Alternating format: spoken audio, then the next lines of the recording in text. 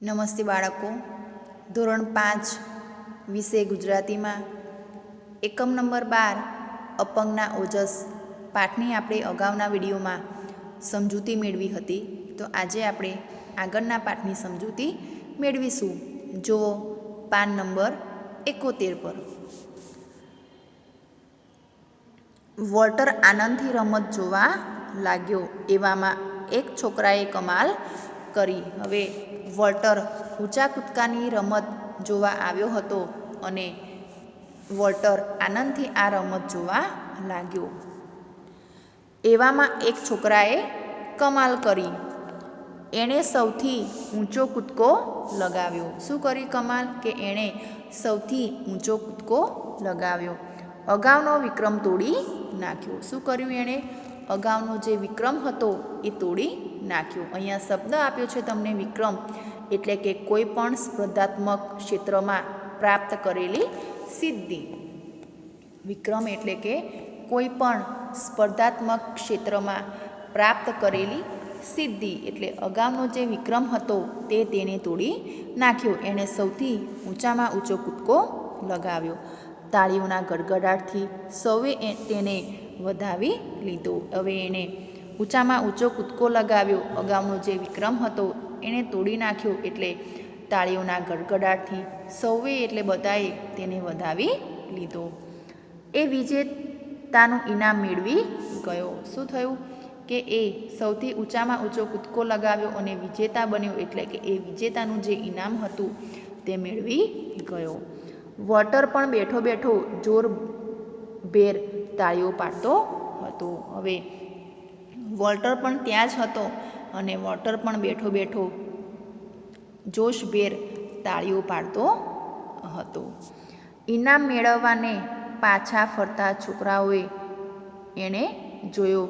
એ બરાબર એના જેટલી જ ઉંમરનો હતો. હવે ઇનામ મેળવીને પાછો ફરતો છોકરાને એણે જોયો. હવે ઊંચા કૂદકાની રમતમાં જે વિજેતા બન્યો હતો અને જેને વિજેતાનું ઇનામ મળ્યું હતું એ છોકરો એ ઇનામ મેળવી જ્યારે પાછો આવતો હોય છે ત્યારે વોલ્ટર એને જુએ છે અને એ બરાબર એના જેટલી ઉંમરનો જ હતો. વોલ્ટરને થયું, હું પણ એક દિવસ ચાલીશ પછી કૂદકા લગાવીશ. વોલ્ટર વિચારે છે કે હું પણ એક દિવસ ચાલીશ અને પછી આવા કૂદકા લગાવીશ. એક દિવસ એવોય આવશે કે હું આ પગથી દુનિયાભરમાં ઊંચામાં ઊંચો કૂદકો લગાવીશ. અરે, હું વિક્રમ સ્થાપીશ. વોલ્ટરને થયું કે હું પણ એક દિવસ ચાલીશ પછી કૂદકા લગાવીશ. એક દિવસ એવો આવશે કે હું આ પગથી દુનિયાભરમાં ઊંચામાં ઊંચો કૂદકો લગાવીશ. શું કહે છે વોલ્ટર? કે એક દિવસ એવોય આવશે કે હું પણ પગથી દુનિયાભરમાં ઊંચામાં ઊંચો કૂદકો લગાવીશ. અરે, હું તો વિશ્વ વિક્રમ સ્થાપીશ. શું કહે છે? હું તો આખા વિશ્વનો વિક્રમ સ્થાપીશ. વોલ્ટર અપંગ હતો પણ એનો નિર્ધાર અડગ હતો. હવે વોલ્ટર અપંગ તો હતો પણ એનો નિર્ધાર કેવો હતો? અડગ હતો. અહીંયા શબ્દ છે નિર્ધાર, એટલે કે નિશ્ચય, નિર્ણય. એનો જે નિર્ણય હતો, નિશ્ચય હતો, એ કેવો હતો? અડગ હતો. તેનું તન અપંગ હતું પણ મન અડીખમ હતું. હવે એનું તન એટલે કે શરીર તો કેવું હતું? લકવાના કારણે અપંગ હતું, પણ એનું જે મન હતું એ અડીખમ હતું. અડીખમ એટલે કે મજબૂત હતું. શરીર નિર્બળ હતું પણ એનો સંકલ્પ ઘણો બળવાન હતો. એનું શરીર જે હતું એ નિર્બળ હતું પણ એનો જે સંકલ્પ હતો એ કેવો હતો? બળવાન હતો.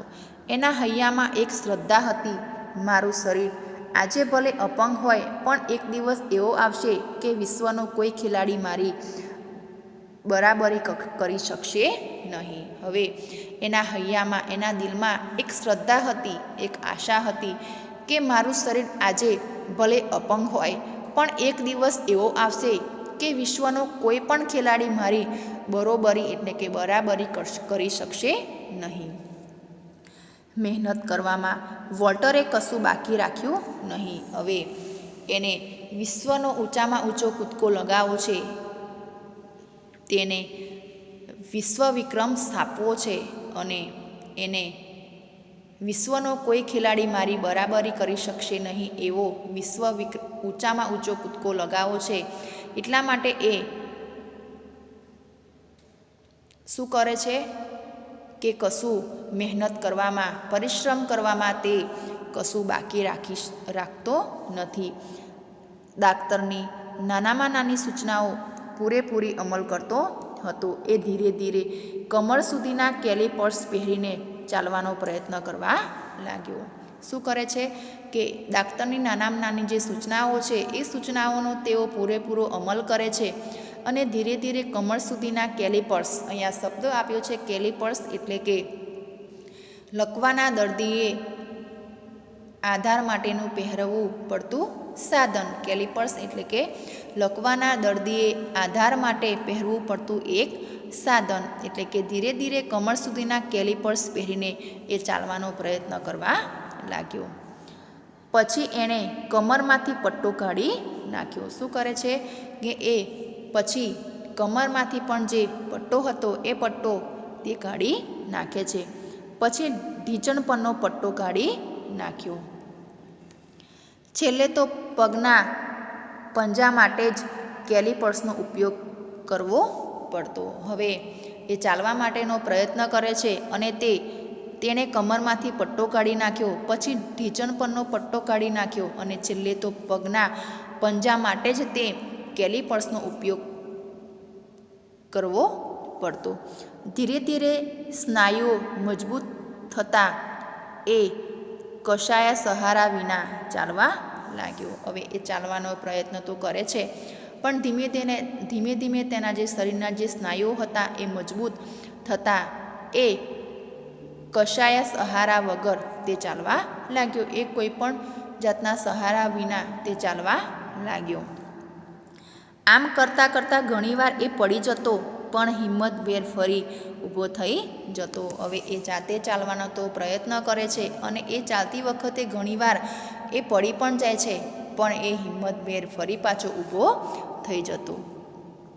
ધીરે ધીરે વોલ્ટર બરાબર ચાલવા લાગ્યો. હવે એ ચાલવાનો પ્રયત્ન કરે છે, પડી જાય છે પણ એ હિંમત હારતો નથી. એને તો વિશ્વનો ઊંચામાં ઊંચો કૂદકો લગાવવો છે એટલે એ હિંમતભેર ફરી પાછો ઊભો થઈ જાય છે. ધીરે ધીરે વોલ્ટર બરાબર થોડું થોડું ચાલવા લાગ્યો. એની માતાએ રોપેલી શ્રદ્ધા સાકર બનવા માંડી. એની માતાએ રોપેલી જે શ્રદ્ધા હતી એને વિશ્વાસ હતો કે મારો છોકરો એક દિવસ જરૂર ચાલી શકશે અને વોલ્ટરે પણ એવો નિશ્ચય કર્યો હતો કે હું પણ એક દિવસ ઊંચામાં ઊંચો કૂદકો લગાવીશ અને વિશ્વ વિક્રમ સ્થાપીશ. તો એની જે માતાએ રોપેલી જે શ્રદ્ધા હતી એ હવે સાકાર બનવા માંડી. મનોબળના સહારે વોલ્ટરે એક અદ્ભુત સિદ્ધિ મેળવી. એનું જે મનોબળ હતું એ મનોબળના સહારે વોલ્ટરે એક અદ્ભુત સિદ્ધિ મેળવી. ખુદ ડોક્ટરો પણ મોંમાં આંગળા નાખી ગયા. હવે ખુદ ડોક્ટરો પણ મોંમાં આંગળા નાખી ગયા કારણ કે ડૉક્ટરોએ તો કહ્યું હતું કે હવે આ વોલ્ટર જાતે પોતાના પગ ઉપર ક્યારેય પણ ઊભો થઈ શકશે નહીં. એને ગોળીના સહારે જીવનભર ચાલવું પડશે. તો એ વોલ્ટર જ્યારે પોતાના પગ પર ચાલવા માંડે છે અને એણે મનોબળના સહારે વોલ્ટરે એક એવી અદ્ભુત સિદ્ધિ મેળવી ત્યારે ખુદ ડૉક્ટરો પણ મોંમાં આંગળા નાખી ગયા. મોંમાં આંગળા નાખવા એટલે કે નવાઈ પામ્યું. ડૉક્ટરોને પણ આશ્ચર્ય નવાઈ પામે છે કે આવું કેવી રીતે બન્યું.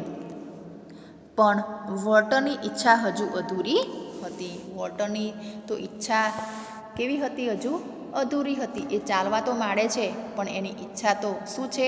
વિશ્વનો ઊંચામાં ઊંચો કૂદકો લગાવો. એની ઈચ્છા તો ઊંચા કૂદકાની સ્પર્ધામાં વિશ્વ વિજેતા બનવાની હતી. વોલ્ટરની ઈચ્છા શું છે?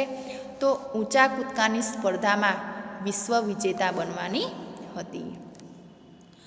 એના શરીરમાં તાકાત આવી ગઈ. હવે વોલ્ટરના શરીરમાં શું આવી ગયું હતું? તાકાત આવી ગઈ હતી. સ્નાયુઓ ચેતનવંતા બનવા લાગ્યા. એના જે શરીરના જે સ્નાયુઓ હતા એ ચેતનવંતા બનવા લાગ્યા. ધીમે ધીમે એ દોડવા લાગ્યો અને આખરે ઊંચો કૂદકો લગાવવા માંડ્યો. હવે એ ધીમે ધીમે શું કરે છે? દોડવા લાગ્યો અને આખરે એટલે કે છેવટે એ ઊંચો કૂદકો લગાવવા માંડ્યો. એની મહેનત રંગ લાવી અને એ ધીમે ધીમે દોડવા લાગ્યો અને ઊંચો કૂદકો લગાવવા માંડ્યો. ઊંચા કૂદકામાં પહેલાં ધીમેથી દોડ શરૂ કરવાની. શું કહ્યું છે? કે ઊંચા કૂદકામાં પહેલાં ધીમેથી દોડ શરૂ કરવાની હોય, પછી ઝડપથી દોડવાનું હોય અને પછીથી પગની ઠેકથી ઊંચો કૂદકો લગાવવાનો હોય. અન્ય રમતો કરતાં આ રમતમાં પગની તાકાતની વધારે કસોટી થાય. શું કહ્યું છે? કે ઊંચા કૂદકામાં પહેલાં ધીમેથી દોડ શરૂ કરવાની હોય, પછી ઝડપથી દોડવાનું હોય અને પછી પગની ઠેકથી કૂદકાથી ઊંચો કૂદકો લગાવવાનો હોય. અન્ય રમતો કરતાં આ રમતમાં એટલે કે ઊંચા કૂદકાની રમતમાં પગની તાકાતની વધારે કસોટી થાય. તાકાત શામાં કરવાની હોય? પગ ઉપર કરવાની હોય, એટલે પગની તાકાતની વધારે કસોટી થાય. તો બાળકો, આપણે આ પાઠની સમજૂતી આજે અહીંયા સુધી જ પ્રાપ્ત કરીશું. આભાર.